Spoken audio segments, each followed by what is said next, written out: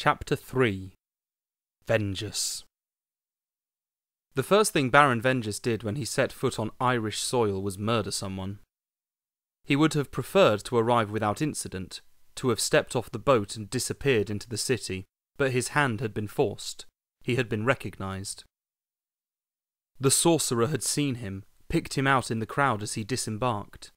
Vengeous had walked away from the crowd, led the sorcerer somewhere quiet, out of the way. It was an easy kill. He had taken the sorcerer by surprise. A brief struggle and Vengious's arm had wrapped around the man's throat. He hadn't even needed to use his magic. Once he had disposed of the body, Vengeous walked deeper into Dublin City, relishing the freedom that was his again after so long. He was tall and his chest was broad, his tightly cropped beard the same gunmetal grey as his hair. His clothes were dark, the jacket buttons polished to a gleam, and his boots clacked on the street-lit pavements. Dublin had changed dramatically since he'd been here last. The world had changed dramatically. He heard the quiet footsteps behind him. He stopped, but he didn't turn. The man in black had to walk around him, into his line of sight. "Baron," the man said in greeting. "You're late." "I'm here, which is the main thing." Vengeous looked into the man's eyes. "I do not tolerate insubordination, Mr. Dusk. Perhaps you have forgotten." "Times have changed," Dusk responded evenly. "The war is over." "Not for us." A taxi passed, and the sweeping headlights illuminated Dusk's pale face and black hair. "Sanguine isn't with you," he noted. Vengeous resumed walking, Dusk by his side.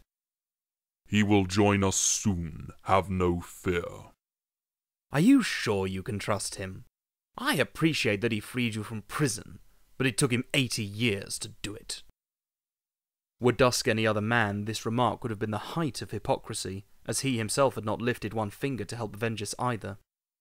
But Dusk was not any other man. Dusk was scarcely a man, and as such, loyalty was not in his nature.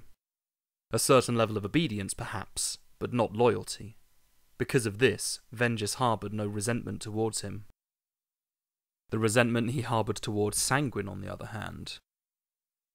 Dusk's breathing suddenly became strained. He reached into his coat and fumbled with a syringe, then jabbed the needle into his forearm. He depressed the plunger, forcing the colourless liquid into his bloodstream, and moments later he was breathing regularly again. "I'm glad to see you're still in control," Vengeous said. Dusk put the syringe away.